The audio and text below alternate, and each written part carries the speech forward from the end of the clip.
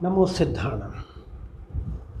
ಆತ್ಮನು ತನ್ನ ಹಿತಕ್ಕೆ ಪೂರಕವಾದಂತಹ ರೀತಿಯಲ್ಲಿ ವ್ಯವಹಾರವನ್ನು ಮಾಡುವುದಕ್ಕೆ ಹೊರಟಾಗ ಆತ್ಮನ ಸಹಜವಾದಂತಹ ಗುಣಗಳು ಅಲ್ಲಿ ಪ್ರಕಾಶಕ್ಕೆ ಬರ್ತಾ ಹೋಗ್ತದೆ. ಎಲ್ಲಿಯ ತನಕ ಕರ್ಮದ ಪರೆಗಳು ಆ ಆತ್ಮನನ್ನು ಆವರಿಸಿಕೊಂಡಿರ್ತದೆ, ಅಲ್ಲಿಯ ತನಕ ಆತ್ಮನ ಸಹಜವಾದಂತಹ ಶಕ್ತಿ ಯಾವುದು ಇರ್ತದೆ ಅದು ನಮ್ಮ ಅನುಭವಕ್ಕೆ ಬರುವುದಕ್ಕೆ ಸಾಧ್ಯ ಇಲ್ಲ.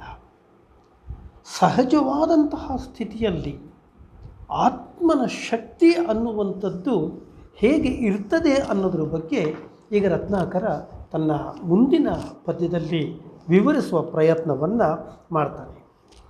ಒಂದೊಂದು ಆತ್ಮನ ಶುದ್ಧದಿಂ ತ್ರಿಜಗದ ಪೂರ್ಣಾಕೃತಂಗಳ್ ಜಗದ್ವೃಂದೋತ್ಕಂಪಿತ ಶಕ್ತಿಗಳ್ ಬರರ್ಗೆ ಅಶಕ್ಯಂಗಳ್ ಜಗತ್ಕರ್ತುಗಳ್ ತಂದು ಇಂತು ಎಲ್ಲವನ್ ಆರ್ತ ಚರ್ಮದೊಡನೆ ಆಳ್ತು ಆನೆ ಪೆಣ್ಣು ಅಶ್ವಂಗಳ್ ಎಂದು ಏಂ ಮಾರ್ಗುಮೋ ಪಾಪ ಪುಣ್ಯಯಂಗಳಂ ರತ್ನಾಕರಾಧೀಶ್ವರ. ಇಲ್ಲಿ ಆತ್ಮನ ಅನಂತವಾದಂತಹ ಶಕ್ತಿ ಏನು ಇದೆ, ಅಂತಹ ಆ ಶಕ್ತಿಯ ಬಗೆಗೆ ರತ್ನಾಕರ ಒಂದು ಮಾತನ್ನು ಹೇಳ್ತಾ ಇದ್ದಾನೆ.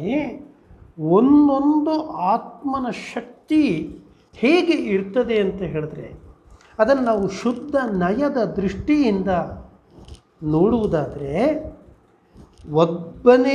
ಒಂದೇ ಒಂದು ಆತ್ಮ, ಆ ಆತ್ಮನಿಗೆ 3 ಲೋಕಗಳನ್ನು ತುಂಬುವಂತಹ ಆಕಾರವನ್ನು ಪಡೆದುಕೊಂಡಿದ್ದಾನೆ. ಲೋಕಗಳನ್ನು ಕಂಪಿಸುವ ಶಕ್ತಿಯುಳ್ಳವನಾಗಿದ್ದಾನೆ. ಬೇರೆಯವರಿಗೆ ಜಯಿಸಲಿಕ್ಕೆ ಅಶಕ್ಯನಾಗಿದ್ದಾನೆ. ಲೋಕದ ಕರ್ತನಾಗಿದ್ದಾನೆ.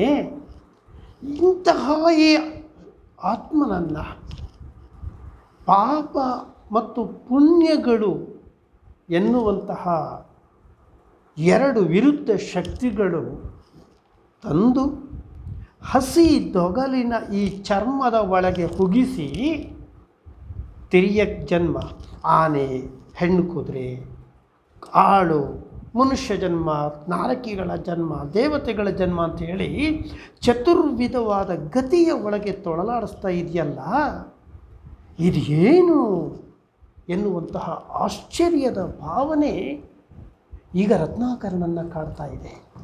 ಅಂದರೆ ಒಬ್ಬೊಬ್ಬ ಆತ್ಮನ ಶಕ್ತಿ ಅನ್ನುವಂಥದ್ದು ಕೂಡ 3 ಲೋಕಗಳನ್ನು ಆವರಿಸಿಕೊಳ್ಳಬಲ್ಲಂತಹ ಶಕ್ತಿ. ಪ್ರತಿಯೊಂದು ಆತ್ಮನು ಸ್ವತಃ ಅಜೇಯನಾಗಿ ಇದ್ದಾನೆ. ಆತ್ಮನನ್ನು ಜಯಿಸಲಿಕ್ಕೆ ಯಾರಿಗೂ ಸಾಧ್ಯ ಇಲ್ಲ.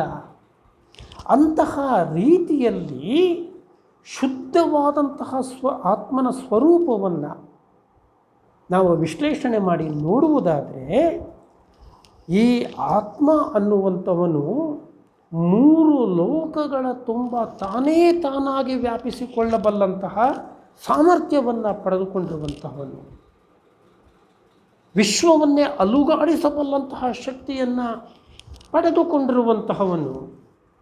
ಈ ರೀತಿಯಲ್ಲಿ ಈ ಆತ್ಮ ಯಾರಿಗೂ ಸೋಲದ ಅಜೇಯನಾಗಿರುವಂತಹವನು, ಲೋಕದ ಕರ್ತಾರನಾಗಿರುವಂತಹವನು.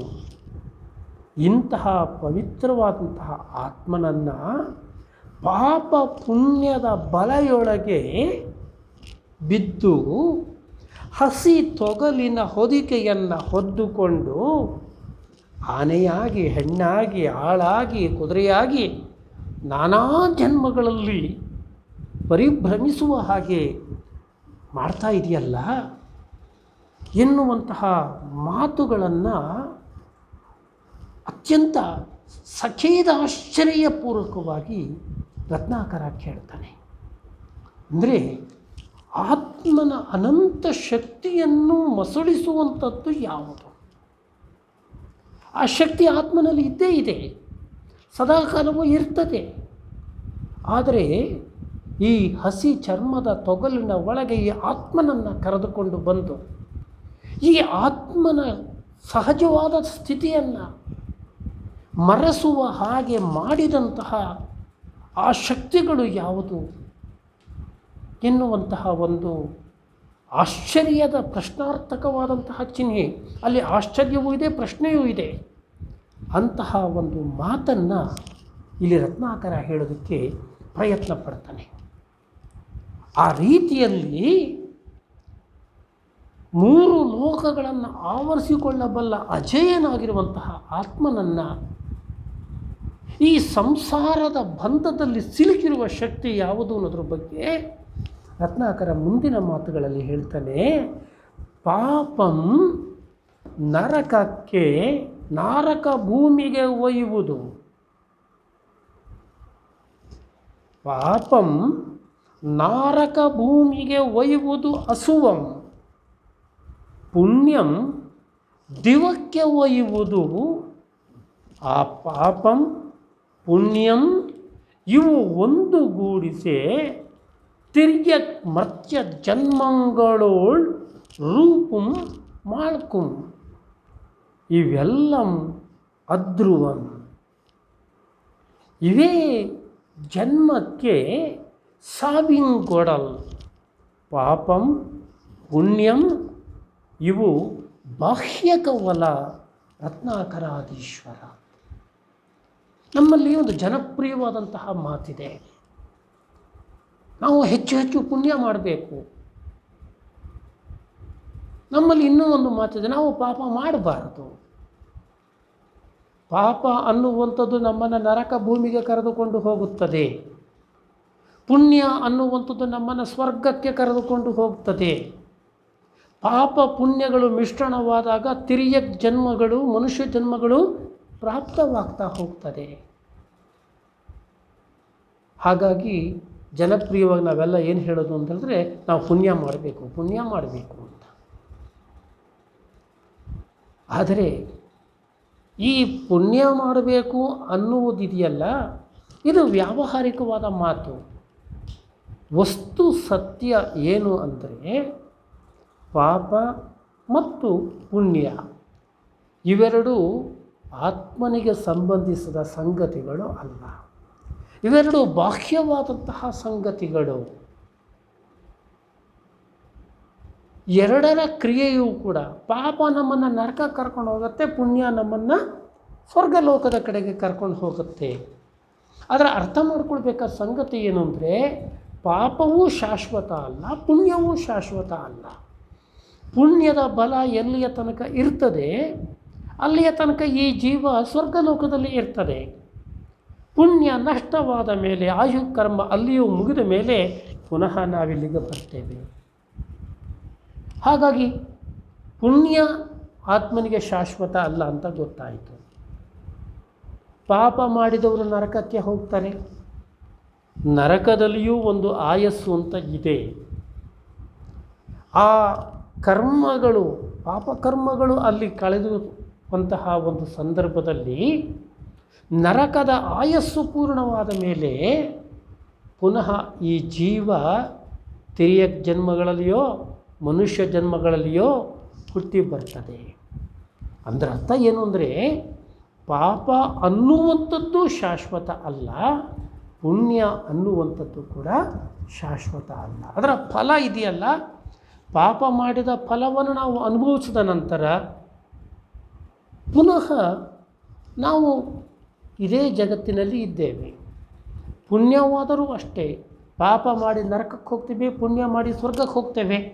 ಆದರೆ ಪಾಪ ಪುಣ್ಯ ಎರಡು ಆತ್ಮನಿಂದ ಹೊರತಾದ ಸಂಗತಿಗಳಾಗಿರೋದ್ರಿಂದ ಪುನಃ ನಾವು ಈ ಜನ್ಮಕ್ಕೆ ಹಿಂತಿರುಗಿ ಬರ್ತೇವೆ. ಅದು ಚತುರ್ವಿಧವಾದ ಯಾವ ಜನ್ಮಗಳು ಬೇಕಾದರೂ ಕೂಡ ಆಗಬಹುದು.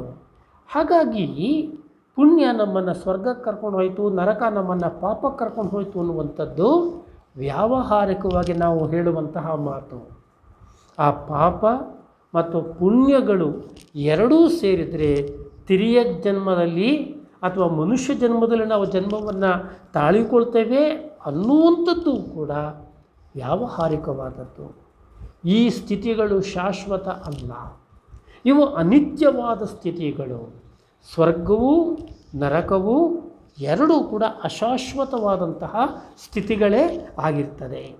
ಹಾಗಾಗಿಯೇ ಈ ಪಾಪ ಮತ್ತು ಪುಣ್ಯ ಇದೆಯಲ್ಲ, ಇವೇ ಜನನಕ್ಕೆ ಕಾರಣವಾಗಿರುವಂಥದ್ದು.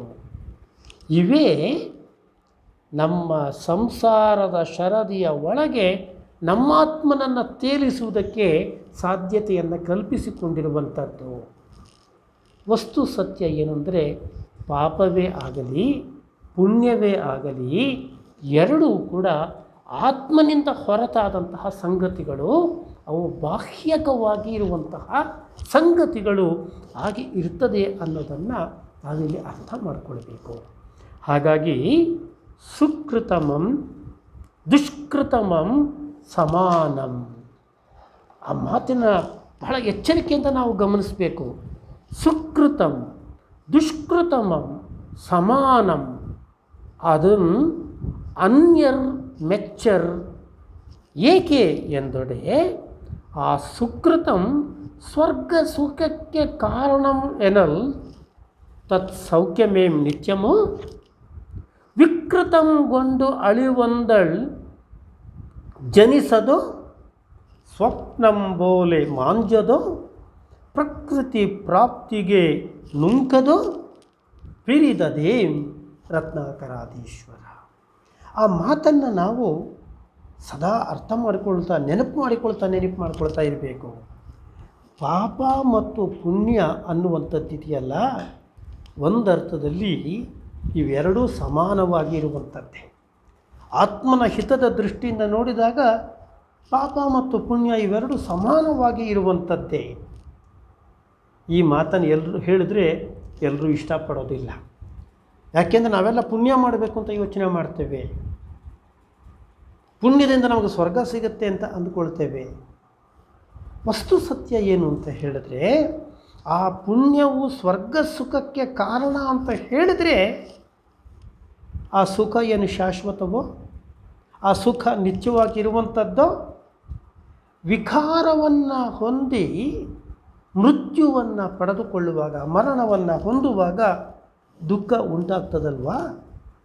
ಸ್ವಪ್ನದಂತೆ ಆ ಸ್ವರ್ಗ ಸುಖ ಅದೇನು ನಾಶವಾಗದೇ ಇರುವಂಥದ್ದು, ಅದು ಸ್ವಪ್ನದ ಹಾಗೆ. ಸ್ವರ್ಗದಲ್ಲಿಂದಲೂ ನಾವು ಚ್ಯುತರಾಗಿ ಭೂಮಿಗೆ ಬರಲೇಬೇಕಾಗ್ತದೆ ಅಂತ ಆದಮೇಲೆ ಕರ್ಮ ಪ್ರಕೃತಿಯ ಪ್ರಾಪ್ತಿಗೆ ಈ ಸ್ವರ್ಗ ಅನ್ನುವಂಥದ್ದು ಕೂಡ ನಮ್ಮನ್ನು ತಳ್ತದಲ್ಲ. ಪಾಪ ಆಗಲಿ ಪುಣ್ಯ ಆಗಲಿ ಇವೆರಡು ಕರ್ಮ ಪ್ರಕೃತಿಗಳೇ ಆಗಿರ್ತದೆ. ಹಾಗಾಗಿ ಪಾಪ ಸಣ್ಣದು ಪುಣ್ಯ ದೊಡ್ಡದು ಅಂತ ಯೋಚನೆ ಮಾಡ್ತೀವಲ್ಲ, ಪಾಪವು ಮತ್ತು ಪುಣ್ಯವು ಎರಡೂ ಕೂಡ ಆತ್ಮನಿಂದ ಹೊರತಾದ ಸಂಗತಿಗಳು. ಆದರೆ ಪುಣ್ಯ ಅಶಾಶ್ವತ ಅಂತ ನಾವು ಹೇಳಿದ್ರೆ ಅದನ್ನು ಹೆಚ್ಚಿನ ಜನ ಆ ಮಾತು ಒಪ್ಪಿಕೊಳ್ಳೋದಿಲ್ಲ, ಇಷ್ಟಪಡೋದಿಲ್ಲ. ಆ ಮಾತು ಸರಿಯಲ್ಲ ಅಂತ ಹೇಳ್ತಾರೆ. ಯಾಕೆ ಅಂತ ಹೇಳಿದ್ರೆ, ಪುಣ್ಯ ಅನ್ನುವಂಥದ್ದು ನಮಗೇನೋ ಒಂದು ಲಾಭ ಕೊಡುತ್ತೆ ಅಂತ. ಹೌದು, ಪುಣ್ಯ ನಮಗೊಂದಷ್ಟು ಲಾಭವನ್ನು ಕೊಡುತ್ತೆ. ಯಾವ ಲಾಭವನ್ನು ಕೊಡುತ್ತೆ ಅಂದರೆ, ಅದು ನಮ್ಮನ್ನು ಸ್ವರ್ಗದ ತನಕ ಕರೆದುಕೊಂಡು ಹೋಗುತ್ತೆ. ಆದರೆ ಆ ಸ್ವರ್ಗ ಅನ್ನುವಂಥದ್ದು ಕೂಡ ಆತ್ಮನ ಶಾಶ್ವತವಾದ ನೆಲೆ ಅಲ್ಲ. ಆ ಸ್ವರ್ಗ ಅನ್ನುವಂಥದ್ದು ಕೂಡ ಚ್ಯುತವಾಗುವ ಸಂದರ್ಭದಲ್ಲಿ ದುಃಖವನ್ನೇ ನಮಗೆ ಕೊಡುವಂಥದ್ದು. ಹಾಗಾಗಿ ಸ್ವರ್ಗ ಅನ್ನುವಂಥದ್ದೇ ಆಗಲಿ, ನರಕ ಅನ್ನುವಂಥದ್ದೇ ಆಗಲಿ, ಅಥವಾ ಈ ಚತುರ್ವಿಧವಾದ ಗತಿಗಳು ಯಾವುದಿದೆಯೋ ಇದು ಯಾವುದೂ ಕೂಡ ಆತ್ಮನ ಜೊತೆ ನೇರವಾದ ಸಂಬಂಧವನ್ನು ಹೊಂದಿರುವಂಥದ್ದು ಅಲ್ಲ. ಆಯಾ ಜೀವಿಗಳ ಪಾಪ ಪುಣ್ಯಗಳಿಗೆ ಅನುಗುಣವಾಗಿ ಸ್ವರ್ಗವೋ ನರಕವೋ ತಿರ್ಯಕ್ ಜನ್ಮವೋ ಮನುಷ್ಯ ಜನ್ಮವೋ ಪ್ರಾಪ್ತವಾಗ್ತಾ ಇದೆ. ಆದರೆ ಇದು ಶಾಶ್ವತವಾದಂತಹ ನೆಲೆ ಅಂತ ಅನ್ನಿಸಿಕೊಳ್ಳೋದಿಲ್ಲ. ಆದ್ದರಿಂದ ಒಬ್ಬ ವಿವೇಕಿಯಾದಂತಹ, ಒಬ್ಬ ಜ್ಞಾನಿಯಾದಂತಹ, ಒಬ್ಬ ಆತ್ಮದರ್ಶನವನ್ನು ಪಡೆದುಕೊಳ್ಳುವಂತಹ ವ್ಯಕ್ತಿ ಈ ಸ್ವರ್ಗದ ಬಗ್ಗೆಯೇ ಆಗಲಿ ನರಕದ ಬಗ್ಗೆಯೇ ಆಗಲಿ ಆಲೋಚನೆಯನ್ನು ಮಾಡದೆ, ಯಾಕಂದರೆ ಎರಡೂ ತಾತ್ಕಾಲಿಕ ನೆಲೆಗಳು ಅಂತ ಆದಮೇಲೆ ತಾತ್ಕಾಲಿಕ ನೆಲೆಗಳ ಬಗೆಗೆ ಆಲೋಚಿಸದ ಜೀವ ಶಾಶ್ವತವಾದ ನೆಲೆ ಯಾವುದು ಅಂತ ಯೋಚನೆಯನ್ನು ಮಾಡುತ್ತೆ. ಆ ಶಾಶ್ವತವಾದ ನೆಲೆಯನ್ನು ಹೇಗೆ ಪಡೆದುಕೊಳ್ಬೇಕು ಅನ್ನೋದ್ರ ಬಗ್ಗೆ ಅದು ಚಿಂತನೆಗಳನ್ನು ಮಾಡ್ತಾ ಹೋಗುತ್ತೆ.